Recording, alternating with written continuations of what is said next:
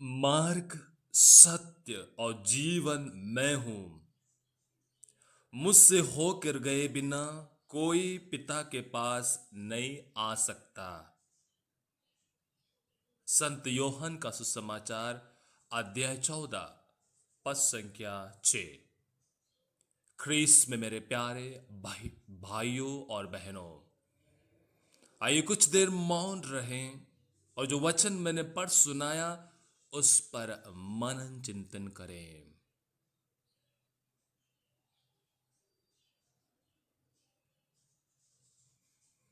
क्यों प्रभु अपने आप को मार्ग कहते हैं? कहां जाने का मार्ग प्रभु है? प्रभु है मार्ग स्वर्ग राज पहुंचने का। उस मार्ग पर कौन चल सकता है? जो प्रभु में विश्वास करते हैं। इसके बारे में आज का सुसमाचार के शुरुआत में कहते हैं। वो कहते हैं, ईश्वर में विश्वास करो और मुझ में भी विश्वास करो।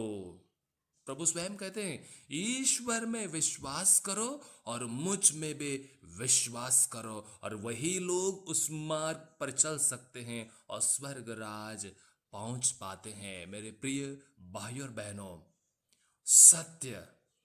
क्यों प्रभु अपने आप को सत्य कहते हैं? क्या सत्य है? सत्य यानी प्रभु इस संसार में ईश्वर के पुत्र बनकर हमें नए जीवन देने आए थे। वह सत्य। और जीवन क्या है? जीवन वह है हमारे अनंत जीवन में सदैव जीवित रहने वाले प्रभु यीशु मसीह। और वो जीवन कौन देगा? स्वयं प्रभु हम लोगों को देगा। इसलिए प्रभु कहते हैं, मार्ग, सत्य और जीवन मैं हूं। और वो कहते हैं, मुझसे होकर गए बिना आप पिता के पास नहीं पहुंच सकते। यानी ईश्वर और हम, उनके बीच में प्रभु है। प्रभु के द्वारा ही ईश्वर के पास हम पहुंच सकते हैं।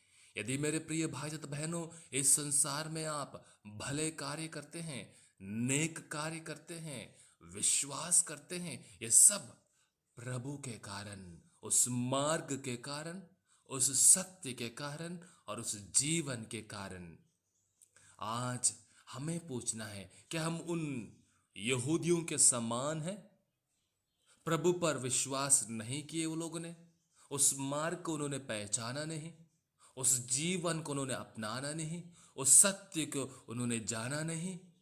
क्या उनके समान हम भी हैं? क्योंकि वे स्वयं आज के समाचार में प्रभु कहते हैं, वो उन्हें मार डालना चाहते थे, क्योंकि उन्होंने नहीं समझा प्रभु कौन है। शायद शिष्य लोग भी इस समझने में थोड़ा सा उनको भी मुश्किल लगा होगा। लेकिन आज का पहले पाठ में संत पौलुस प्रभु यीशु की मृत्यु और पुनरुत्थान का प्रचार करते हैं। उन्हें सुनने वालों की शायद उतना कठिन नहीं हो गया होगा, क्योंकि स्वयं संत पौलुस उनके सामने एक उदाहरण के तौर पे खड़े थे।